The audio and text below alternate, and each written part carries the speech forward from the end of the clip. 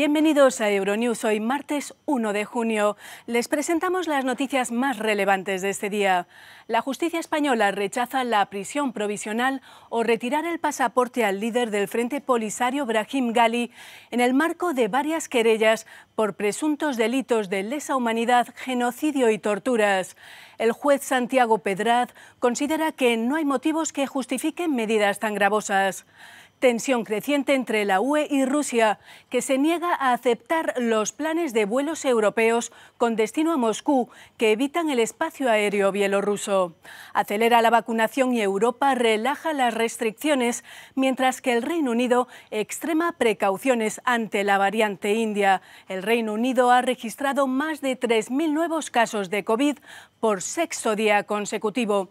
Seguiremos con la inquietante situación en Perú, que sufre la mayor tasa de mortalidad del mundo por la pandemia, mientras América Latina centra la atención mundial como foco de expansión de la COVID-19, con más de 67 millones de contagios. Al final de nuestro informativo veremos cómo la venta ambulante de especialidades culinarias en Bolonia, Italia, se ha vuelto un símbolo para la integración de mujeres refugiadas que huyeron de la guerra y la pobreza desde diferentes lugares del mundo. Y en la página de Cultura escucharemos al cantante colombiano Juanes, que vuelve a sus raíces con un álbum de versiones en el que rinde homenaje a artistas como Bruce Springsteen, Bob Marley o Juan Luis Guerra. Vamos ya con los titulares. Gali ante la justicia española. El líder del Frente Polisario está citado por 2 querellas presentadas por presuntos delitos de lesa humanidad, genocidio y torturas. Tensión creciente entre la UE y Rusia, que se niega a aceptar los planes de vuelo europeos con destino a Moscú que evitan el espacio aéreo bielorruso. Acelera la vacunación y Europa relaja las restricciones, mientras el Reino Unido sigue vigilando con atención la proliferación de la variante india. Perú sufre la mayor tasa de mortalidad del mundo por la pandemia. América Latina centra la atención como foco de expansión de la COVID-19. Gali declara ante la justicia española. El líder del Frente Polisario, Brahim Gali, será interrogado por el juez de la Audiencia Nacional, Santiago Pedraz. Gali hará la declaración por videoconferencia desde el Hospital San Pedro de Logroño, en el que lleva ingresado más de un mes tras entrar en España para ser tratado de COVID-19.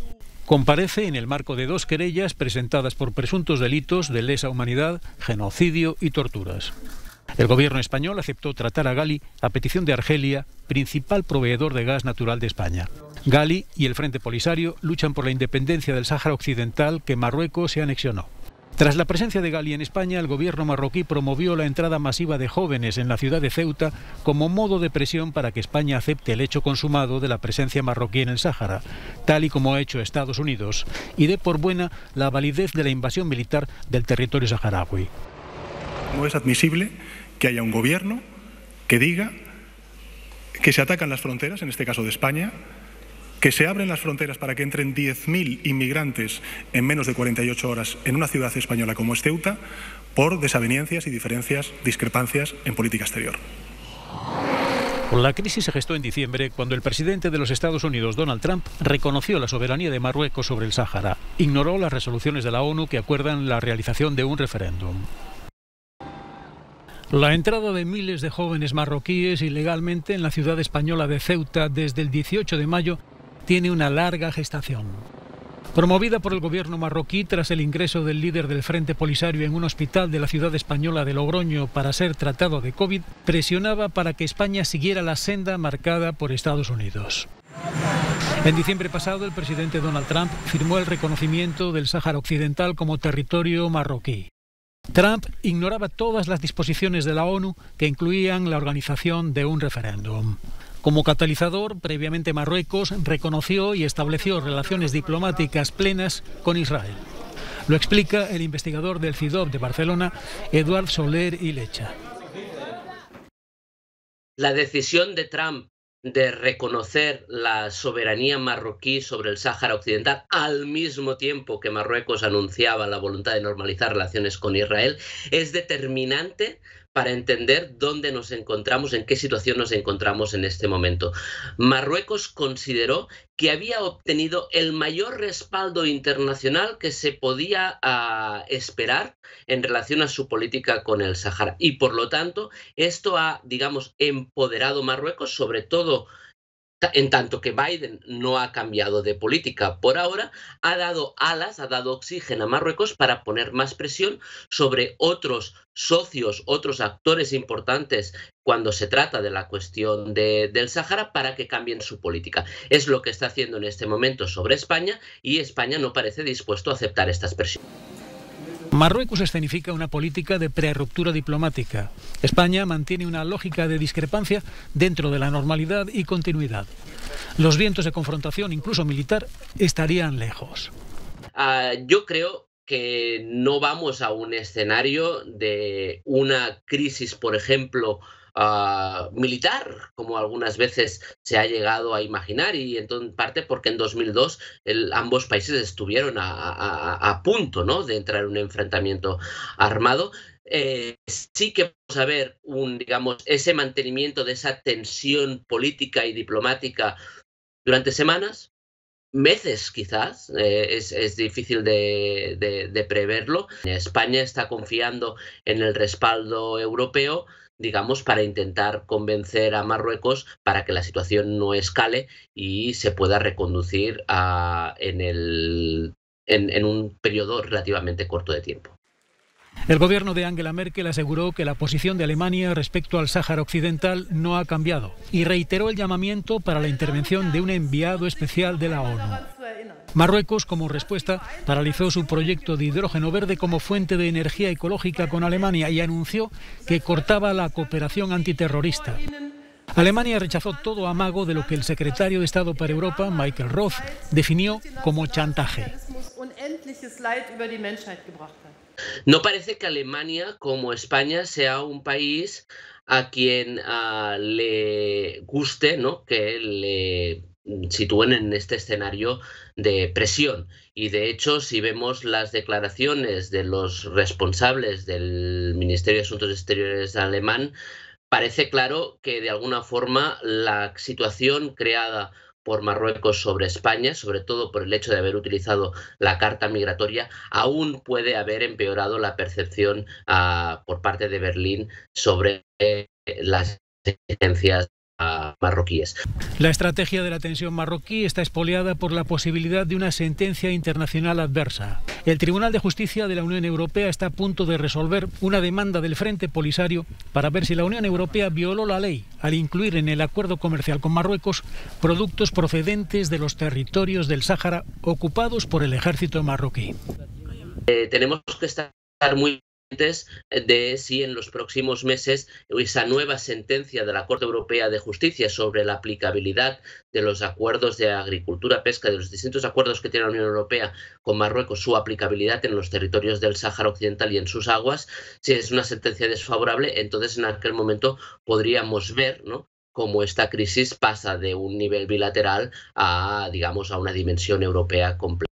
Moscú está abierta al diálogo con Bruselas, pero no dudará en responder a acciones hostiles. Ese ha sido el mensaje del ministro de Exteriores ruso, Sergei Lavrov, esta mañana en Moscú, en la conferencia sobre las relaciones UE-Rusia. Esperamos que finalmente prevalezca el sentido común y que podamos comenzar a desarrollar una relación nueva y equilibrada, basada en los principios del derecho internacional. Rusia siempre está abierta a una cooperación equitativa y honesta, pero eso no significa que vayamos a dejar sin respuesta pasos hostiles o una posición de fuerza o injerencia en los asuntos internos. Definitivamente habrá una respuesta, declaró Lavrov. Augusto Santos Silva, ministro luso de Exteriores, dijo en rueda de prensa conjunta con Lavrov que el diálogo político entre la OTAN y Rusia debe reactivarse. Entendemos como país miembro de la OTAN que la Alianza y la Federación de Rusia deben mantener un diálogo político. Este diálogo es aún más importante al haber varios puntos de fricción entre la OTAN y Rusia. Las tensiones se han intensificado recientemente entre la UE y Rusia después de que Moscú ofreciera su apoyo a Alexander Lukashenko en medio de la crisis por la desviación de un vuelo de Ryanair y el arresto del periodista disidente Roman Protasevich. Por su lado, Rusia se niega a aceptar los planes de vuelo europeos con destino a Moscú que evitan el espacio aéreo bielorruso. Air France ha vuelto a cancelar 2 vuelos este lunes, al igual que Austria Airlines con su vuelo Viena-Moscú. Es el Aurus Senat, un lujoso sedán entre un Rolls-Royce Phantom y el Bentley Flying Spur, al menos por estética. Aurus es la marca rusa de coches para altos funcionarios. Se fabrica en esta planta de Labuga, en la República Rusa de Tatarstán. El presidente Vladimir Putin, que posee uno, participó por videoconferencia en la inauguración de la fábrica. He viajado en este tipo de coches y he estado muchas veces en el asiento del conductor. Se trata de un excelente vehículo de gran calidad a nivel mundial, dice. Diseñado en el marco del proyecto Cortege, el precio mínimo del Aurus Senat es de 18 millones de rublos, unos 200.000 euros. Pero los primeros que salgan de la línea de producción estarán equipados con muchas opciones y su precio se elevará a 22 millones de rublos, o sea, 246.000 euros. Mientras la gente acudía a las playas en el Reino Unido en uno de los días más calurosos del año hasta la fecha, los científicos advertían a los ministros de una tercera ola de coronavirus que podría haber comenzado ya en el país. Su preocupación pone en duda los planes de levantar todas las restricciones dentro de 3 semanas. El problema es la propagación de la nueva variante india. El lunes el Reino Unido informó de más de 3.000 nuevos contagios por 6º día consecutivo. De momento no tenemos suficientes datos. Hay algunas partes del país donde literalmente no hay variante B1617.2 y todo es bastante estable. Sin embargo, en otras partes del país se está empezando a superar a la variante de Kent, explicaba el ministro de Vacunación del país. La buena noticia es que una dosis doble de las vacunas de Pfizer o AstraZeneca, las más utilizadas en el Reino Unido, es eficaz contra la variante, aunque una sola dosis ofrece una protección reducida. Lo más importante ahora es acelerar la vacunación. Es nuestra mejor oportunidad de volver a la normalidad y proteger a los vulnerables. Así es como lo haríamos. Especialmente con la variante india creo que es más seguro vacunarse lo antes posible. Así que por eso he venido hoy aquí. Y en Francia hay una mejora ya que el programa de vacunación se ha extendido a los mayores de 18 años. Para mí es imprescindible vacunarse a toda costa para poder empezar a ver a mis abuelos y luego irme de vacaciones en julio. Es muy importante. Además, acabo de firmar un contrato de trabajo en un restaurante con más de 200 plazas, así que hay que vacunarse. La tasa de contagio de COVID-19 en Italia sigue bajando y cada vez son más las regiones que entran en la clasificación de zona blanca, lo que significa que deben haber registrado menos de 50 casos por cada 100.000 habitantes durante 3 semanas consecutivas. La recompensa, una relajación de las restricciones. Es un poco raro porque tomar un café en un bar parece algo nuevo. Pero volver a la normalidad es fantástico. Ritornare alla normalità è bello.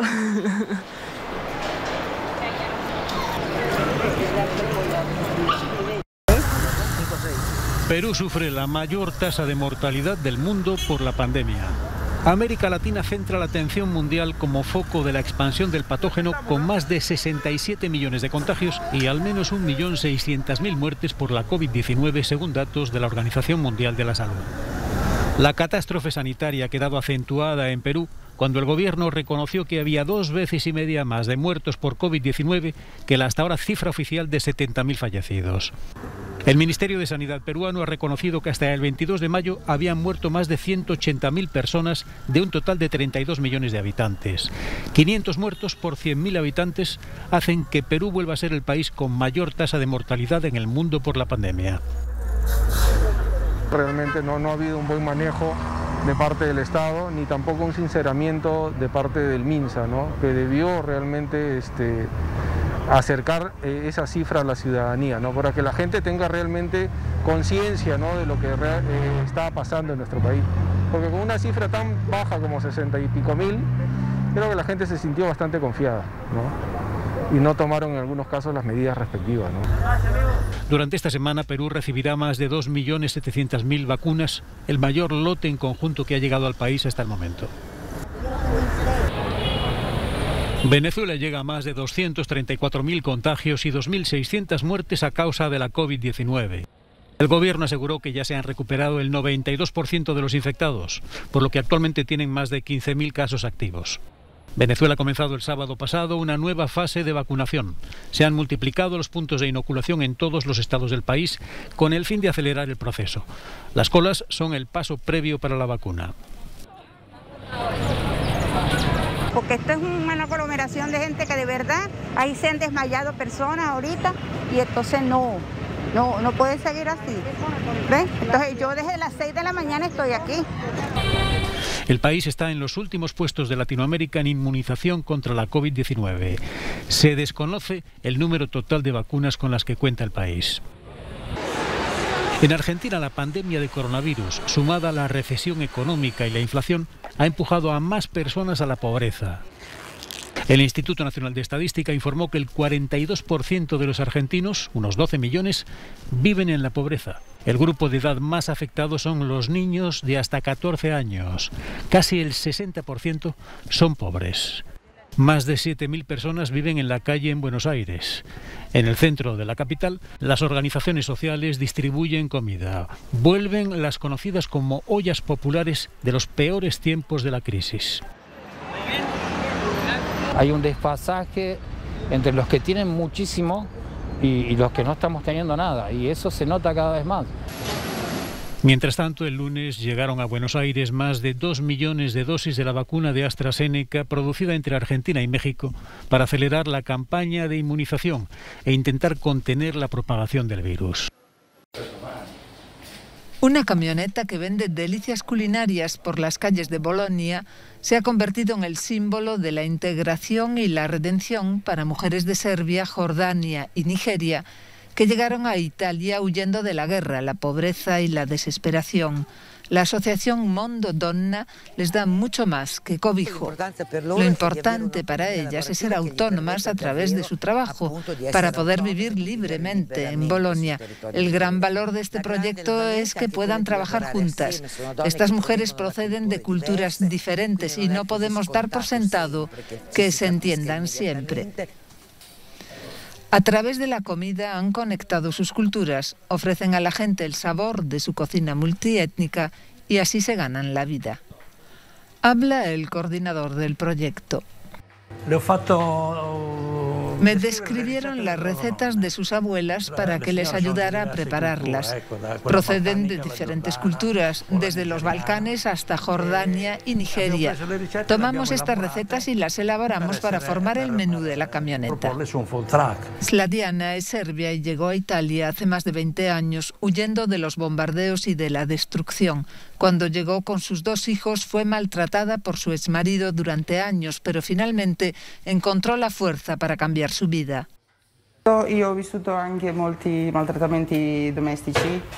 Soporté la violencia doméstica y no me avergüenza decirlo, porque ahora entiendo lo que significa, lo que aportó a mi vida y lo que me quitó. Me gustaría que todas las mujeres que son maltratadas escuchen mis palabras, despierten, denuncien y salgan de estas situaciones.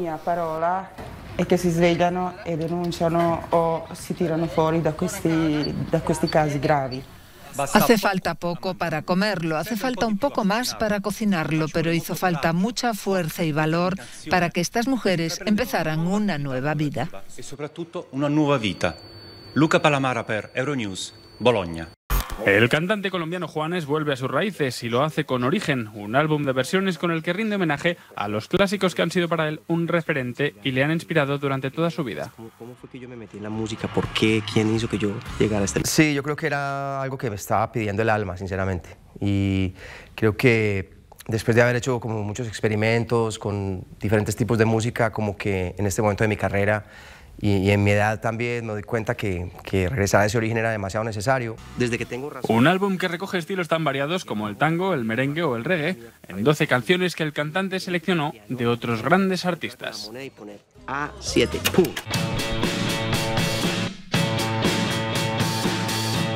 Se quedaron muchas otras canciones por fuera, pero escogimos las 12 que más, digamos, no que más, pero que tenían un impacto muy significativo pues, en la memoria, en mi memoria, de mi juventud, de mi adolescencia, de mi infancia. Esos son los peores minutos de la vida.